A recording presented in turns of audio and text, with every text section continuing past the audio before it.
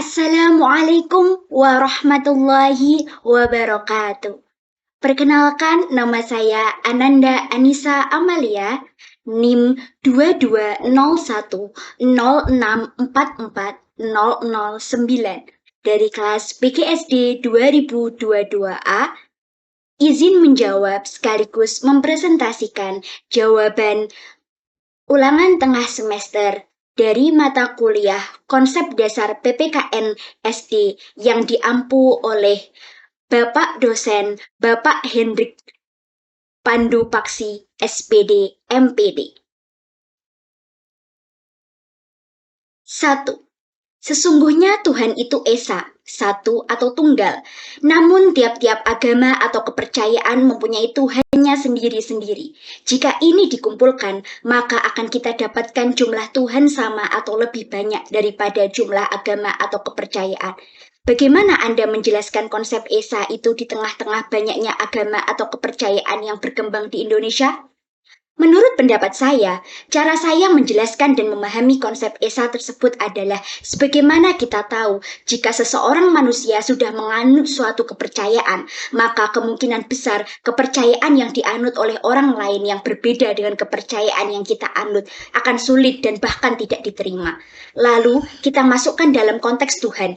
Jika kita, contohnya, sebagai orang Islam, menganut bahwa Tuhan kita hanyalah Allah yang Maha Esa, maka jika penganut non-Islam akan sulit atau bahkan tidak percaya Tuhan kita hanyalah Allah, karena pastinya di dalam agama atau kepercayaan mereka berbeda dengan kepercayaan atau agama Islam yang kita anut.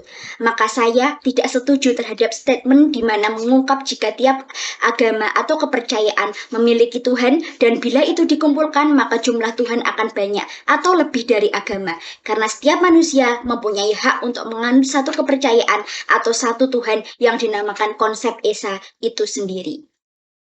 2. Dalam Pancasila ada dua konsep adil, yaitu adil secara personal dan adil secara sosial. Bagaimana cara membedakan penerapan kedua konsep tersebut? Sebelum ke ranah penerapan kedua konsep tersebut, menurut pendapat saya, jika adil secara personal ialah dapat disebut juga adil secara individual atau pribadi, yang mana keadilan tersebut tergantung dari kehendak atau keinginan, baik atau buruk masing-masing individu, karena berasal dari diri kita masing-masing.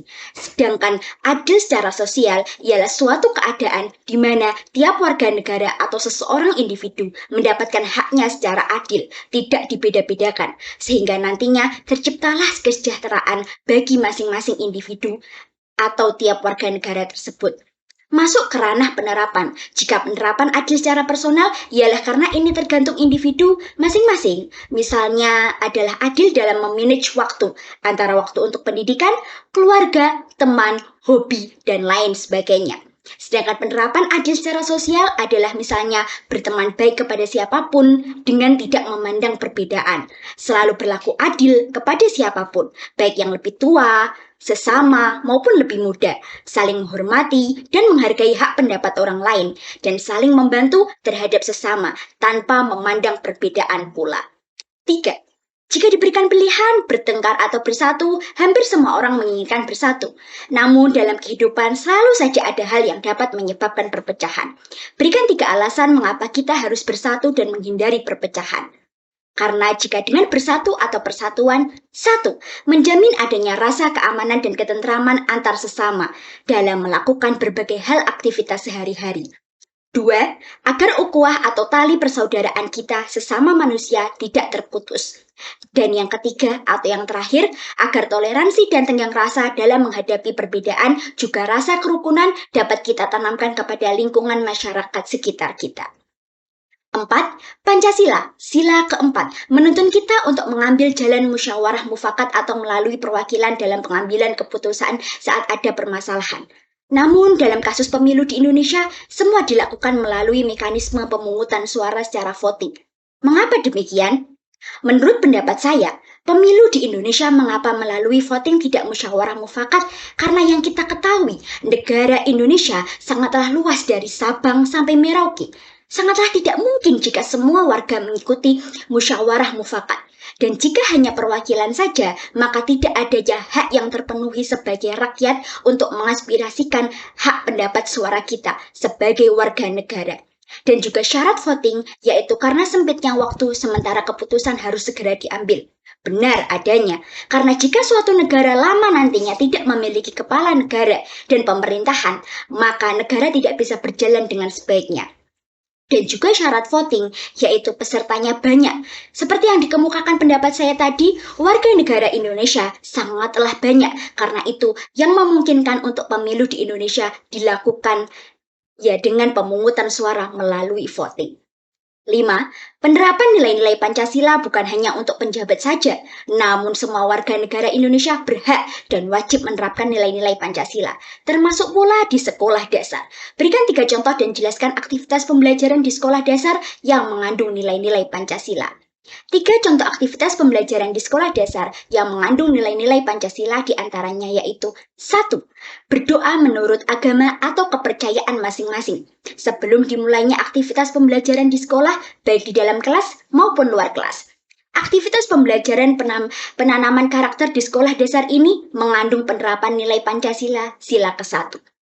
Yang kedua, bersikap toleransi, saling tenggang rasa, tidak membeda-bedakan, juga menerapkan sikap kerukunan terhadap sesama tanpa memandang perbedaan ras, suku, agama, budaya, atau apapun itu. Aktivitas pembelajaran pengembangan karakter di sekolah dasar ini mengandung penerapan nilai Pancasila sila kedua. Dan yang terakhir atau yang ketiga, ketika dalam suatu aktivitas pembelajaran, guru meminta pendapat kepada murid, dan ketika pendapat kita kurang diterima, akan tetapi teman kita pendapatnya diterima, maka harus tetap menghargai hak pendapat mereka. Dan tidak boleh mengklaim bahwasanya pendapat kita yang harus benar dan diterima. Aktivitas di saat pembelajaran di sekolah dasar ini merupakan penerapan Pancasila sila keempat. Sekian presentasi hasil dari jawaban UTS dari saya. Sekian dan terima kasih.